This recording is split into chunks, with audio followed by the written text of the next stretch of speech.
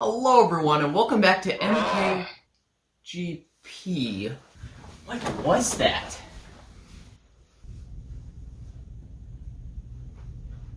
Huh.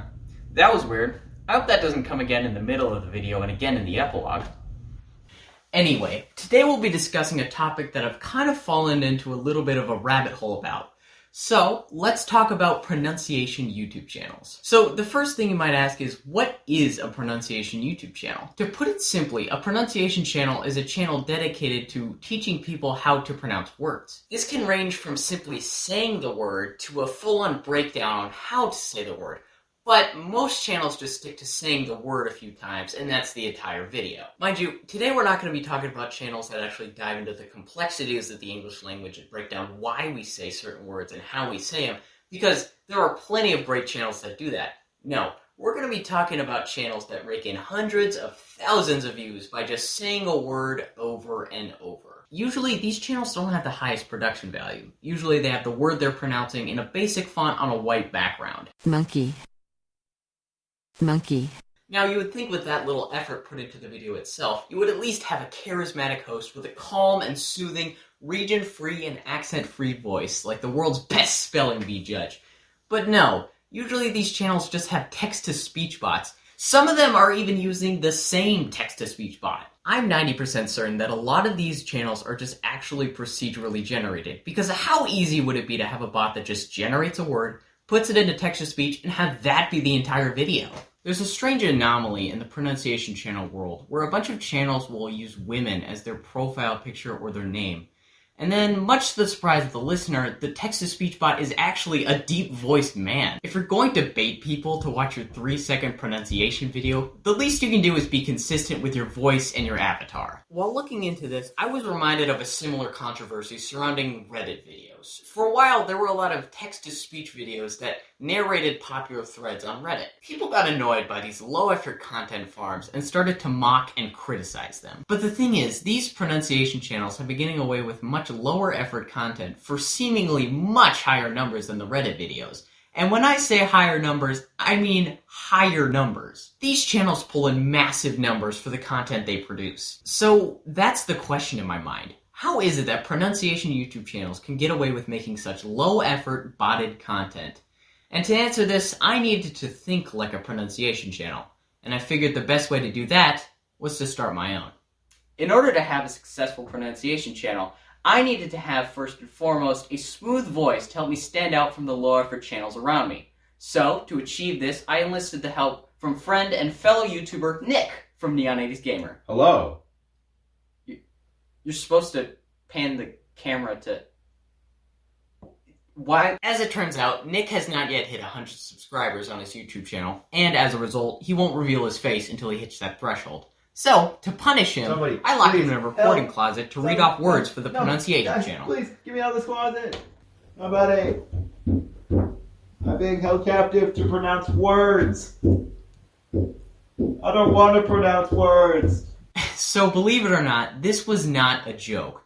I actually made a pronunciation YouTube channel and uploaded a bunch of videos featuring neon80sgamer's voice. After running it for a short while, let's see the results. As of recording this channel has 3 subscribers and 145 channel views, with the most popular video having over 30 views. Mind you, this is coming from a fresh channel with basically no promotion whatsoever. So I'd say that's pretty good. I actually think that smooth voice pronunciation actually perfectly embodies what a pronunciation channel is at its worst. For one thing, the production of this was extremely rushed, and many mistakes and flaws show. I spent very little time editing these, and in one instance, one of the title cards got messed up, so it was the same as the previous one of the many mistakes on the channel. Also, because of the way this whole thing was set up, Nick only had a very limited amount of time to pronounce the words, so there are quite a few notable mistakes. Our mistakes are ones that are scarily common within the pronunciation channel world.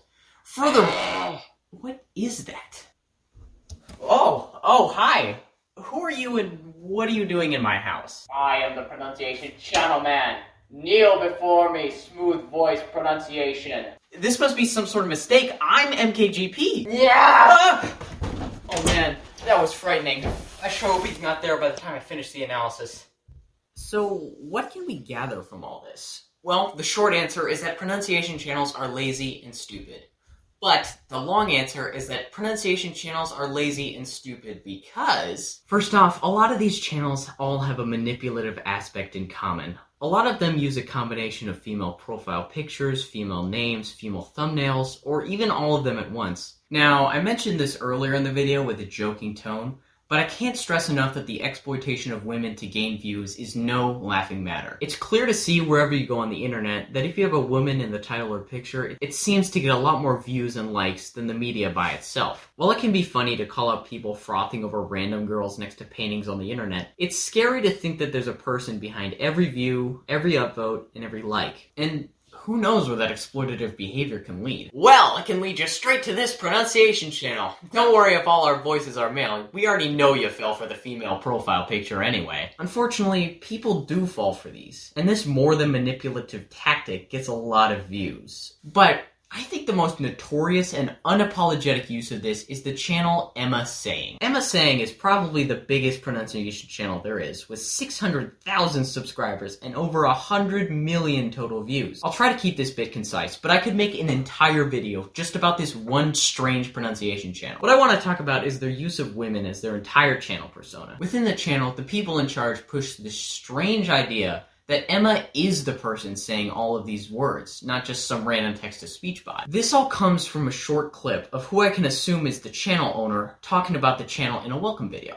It's very short, so I'll play the whole thing. Hi guys. Well, obviously I'm not Emma. Emma's a bit camera shy. But anyways, thank you so much for stopping by. Be safe, healthy, and strong. And of course, subscribe and hit that bell button.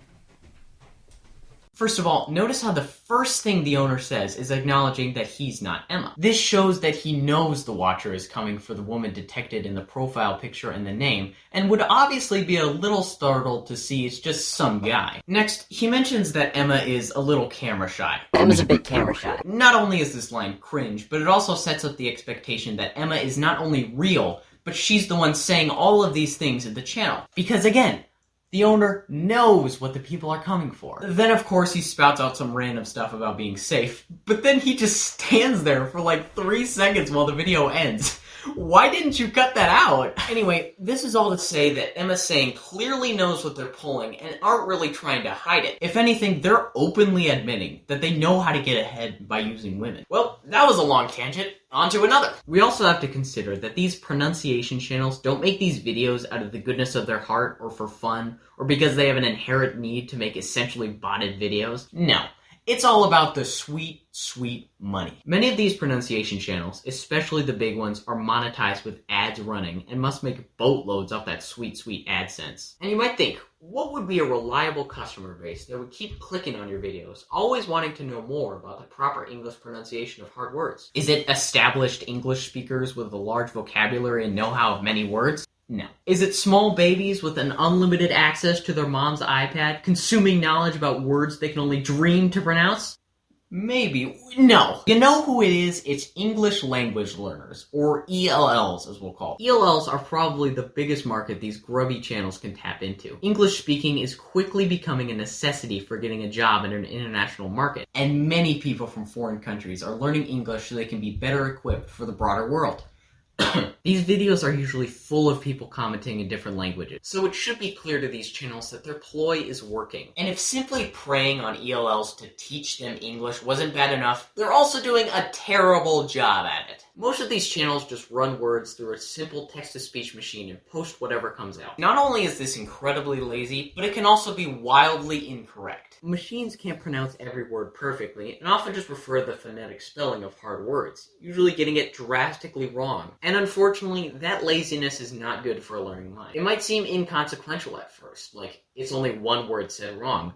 But imagine if someone depended on learning from these robotic voices. And imagine if that person took all of those words they just learned at face value. Just think about the numbers of people who would then try to live up to the low-effort, mispronounced words the channels put out.